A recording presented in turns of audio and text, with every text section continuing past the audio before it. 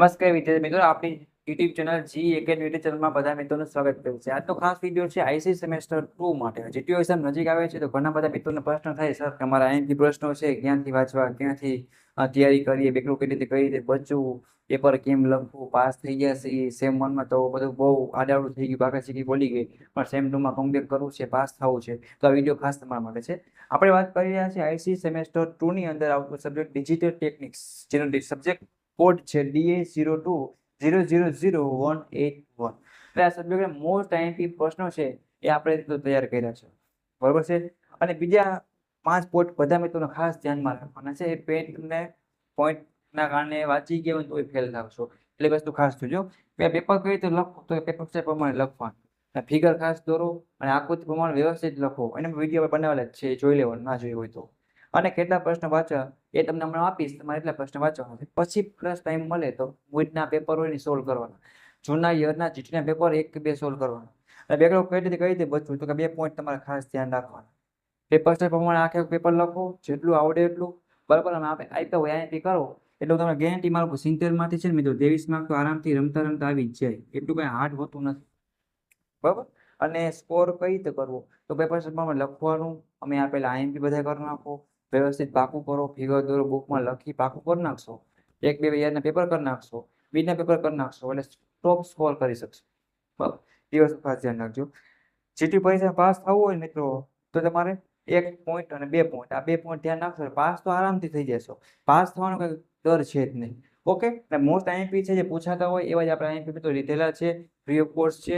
IC ને તમારે આવી રીતના બધા સબ્જેક્ટના આઈએમપી મેળવવું હોય તો આઈસી સેમેસ્ટર 2 નો વોટ્સએપ ગ્રુપ બનાવેલ છે, જેની તમે લિંક નીચે આપી દઉં છું. જે મિત્રો જોઈન્ટ થવાનું બાકી હોય ફટાફટ છે ને જોઈન્ટ થઈ જાઓ, કેમ કે તમે જોઈન્ટ હશો તો ગ્રુપમાં વિડીયો આવશે તો તમે ફ્રી ઓફ કોસ્ટ લાભ લઈ શકશો, બાકી ભૂલી જશો ઘણી વાર, બરાબર. નોટિફિકેશન ઓન કરી સબસ્ક્રાઇબ પણ કરી રાખજો આપણી YouTube channel Gujarat engineering academy YouTube channel. નવું આવે નોટિફિકેશન તમે વાંચી શકો, ભણી શકો, મોજ કરતા પાસ થઈ શકો, ઓકે. હવે કોઈને કઈ પૂછવું હોય, ડાઉટ કેરી હોય તો પૂછી લેજો. મારું મિશન છે મિશન ગુજરાત સેમેસ્ટર 2, આરામથી પાસ થવાનું છે. ચાલો આપણે હવે પ્રશ્ન નંબર 1 થી મિત્રો છે ચાલુ કરીએ છીએ. બધા મિત્રો પેન અને બુક છે એ લઈને બેસી જાઓ. આટલા પ્રશ્ન આવડતા જોવો છે બસ, આપણે બીજું કોઈ કરવાનું થતું નથી. ચાલો આપણે જઈએ પ્રશ્ન. સ્ક્રીન ઉપર આવી ગયા છે, બરાબર. સબ્જેક્ટ છે ડિજિટલ ટેકનિક્સ કરીને સબ્જેક્ટ છે તમારો આઈસી સેમેસ્ટર 2 ની અંદર આ સબ્જેક્ટ આવી રહ્યો છે અને મોસ્ટ આઈએમપી ક્વેશ્ચન છે એ તમને આ 3 માર્ક્સના પ્રશ્ન પહેલા આપણે જોઈ લઈએ મિત્રો. 7 માર્ક્સના હશે વગેરે બધા માર્ક્સના છે જ, અને 70 માર્ક્સ આરામથી સ્કોર થઈ જાય તો સારું જ છે, બાકી પાસિંગ માર્ક તો કરી જ લેવાના છે. તો ગુજરાત ઇંગ્લિશ બંનેમાં હશે, તમે જે અનુકૂળ હોય મિત્રો તમે તૈયારી કરી શકો છો. તો પહેલો પ્રશ્ન શું કહેવા માંગે છે, ડિજિટલ ઇલેક્ટ્રોનિક્સમાં વપરાતી વિવિધ નંબર સિસ્ટમના પ્રકાર, તેના બેઝ એટલે કે આધાર સાથે તમારે દર્શાવવાના છે. હવે છે તે explain different type of number system used in digital electronics with their base. Okay, એવી રીતના. પછી આ કન્વર્ટ ઇનટુ ડેમેલ મીન્સ કે જો હવે કદાચ આવા પ્રશ્ન હોય ને કોઈને સ્કીપ કરો હોય તો કરી શકે, બટ તો સામે થવું એવું જોઈએ કે થિયરી તમને વધારે આવડતી હોય છે. કે ડેસિમલ છે અને ડાયમલ નથી, મારાથી મિસ્ટેક થઈ, મીન્સ કે ડેસિમલ અને બાઇનરી આ બે ભાઈ ભેગા થઈને આપણે બહુ પ્રોબ્લેમ ના થાય તો શું કરવું પડશે, તો વાંચી લેવું પડશે, બરાબર છે. પછી બાઇનરી સંખ્યા માટે ફર્સ્ટ અને સેકન્ડ મીન્સ કે શું કરવાનું કીધું, કોમ્પ્લિમેન્ટ શોધવાના છે, તો આપણે ખાસ જોઈ લેજો. પછી વ્યાખ્યા પણ છે BCD કોડ, ગ્રે કોડ અને એક્સેસ 3 કોડ, બરાબર છે. એ ખાસ પ્રશ્ન. બ્રાઇટ ટેસ્ટ છે લોજિક ઓપરેશન, તેના મહત્વ સાથે તમારે સમજાવવાનું રહેશે. પછી ડી મોર્ગનનો પ્રથમ પ્રમેય છે, લખો અને તેનું સમીકરણ તમારે દર્શાવવાનું છે. આ પર જીટીયુમાં પૂછાય છે મિત્રો, તો ખાસ તૈયાર કરી નાખવાનો. બિલિયન છે, આ શું છે કે explain the concept in minterm in maxterm, Boolean algebra, બરાબર છે. તો એ ખ્યાલ તમારે સમજાવવાનો છે. પછી એક તફાવત પૂછ્યો છે, જો કોમ્બિનેશનલ અને સિક્વેન્શિયલ લોજિક સર્કિટ વચ્ચે તમારે સરખામણી કરવાની છે. શબ્દ ઘણા એવા હાઈફાઈ લેવલના છે, આપણે બોલી પણ નહીં શકાય, અઘરા હશે, બરાબર. પણ તમારે એટલીસ્ટ યાદ રાખવાનું કોઈ આનો જવાબ આમ કેમ આવે છે, ઓકે. પ્રશ્ન નંબર 9 ની જો વાત કરીએ 2 થી 4 લાઈન શું હે, ડેકોડર ને બ્લોક ડાયાગ્રામ અને ટ્રુથ ટેબલ માં દોરવાનું છે.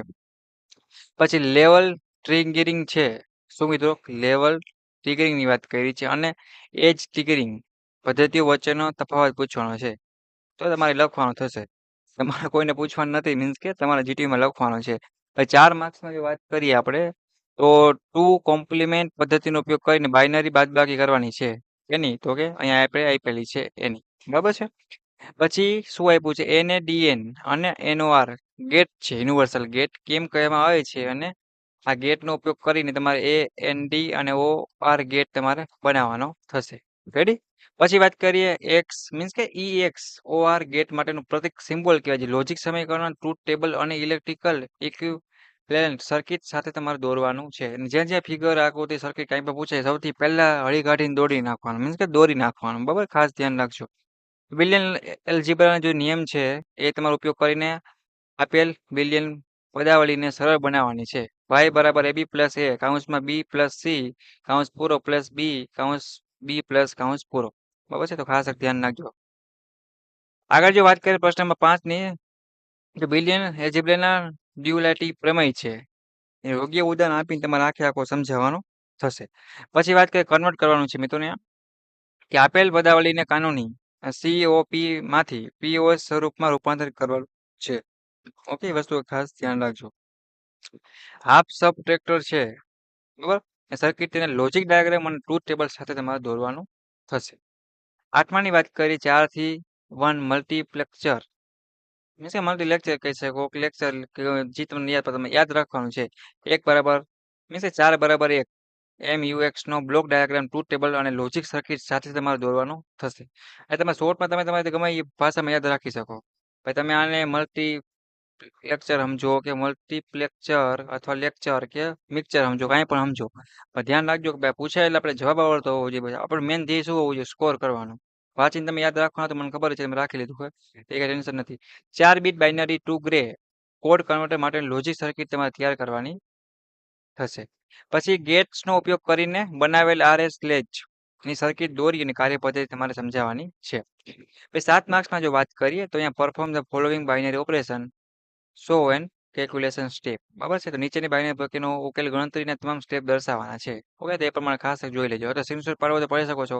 ડી મોર્ગનનો પ્રથમ અને દ્વિતીય નિયમ લખવાનો છે અને ટ્રુથ ટેબલ અને લોજિક ગેટની મદદથી તેને સાબિત પણ એટલે વેરીફાઈ કરવાનું છે. જો ભાઈ શોર્ટમાં કહું તો રેડી. તો ચલો નેક્સ્ટ આગળ જોઈએ.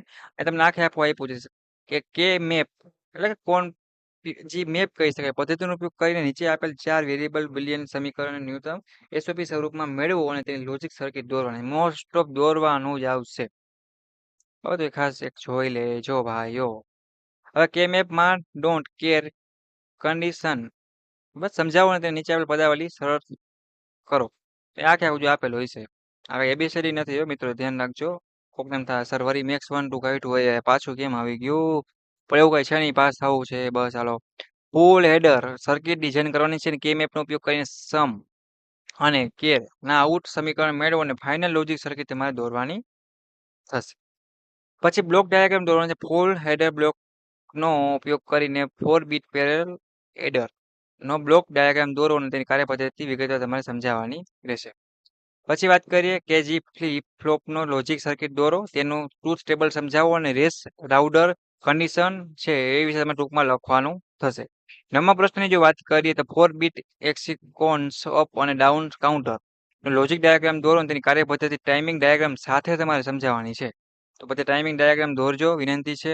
પછી સિક્વન્સ કાઉન્ટર એટલે શું થાય પહેલા તમને ખબર હોવી જોઈએ. 4 bit sequence counter logic circuit દોરો અને તે એક મીન્સ કે એ સિક્વન્સ કાઉન્ટર કરતા કેમ વધુ ઝડપી છે તમારે દેવાનું છે. આન્સર તમારે વ્યવસ્થિત કરવાનો છે.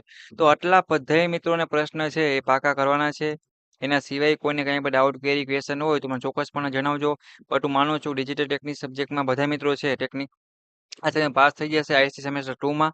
હવે પછી ટાઈમ મળે તો મિડનું પેપર એક જીટીનું સોલ્વ કરી નાખજો એટલે આરામથી ટોપ કરી શકો. બને એટલી વધારે પ્રેક્ટિસ થાય તો વધારે પ્રશ્ન કરવાના, આ તો કરવાના જ છે. એના સિવાય પણ તમને લાગતા હોય કરી લેવાના છે. સપોર્ટ માટે આપણી YouTube channel Gujarat engineering academy ચેનલને સબસ્ક્રાઇબ કરી તમારા બધા દોસ્તોને મોકલજો અને ફટાફટ નીચે આપેલ લિંક પ્રમાણે આઈસી સેમેસ્ટર 2ની લિંક આપેલ છે વોટ્સએપ ગ્રુપમાં જોઈન થઈ જાય. એકવાર જોઈન થવાનું રહેશે પછી છેટ લાગી બધા સેમેસ્ટરનું આ એટલું જ બધી જ માહિતી તમને મળતી રહેવાની છે. તો thank you for watching Gujarat engineering academy YouTube channel. Next મુલાકાત લેશે તમારા આઈસી સેમેસ્ટર 2ના બીજા ઇમ્પોર્ટન્ટ વિડીયો સાથે. Okay, by.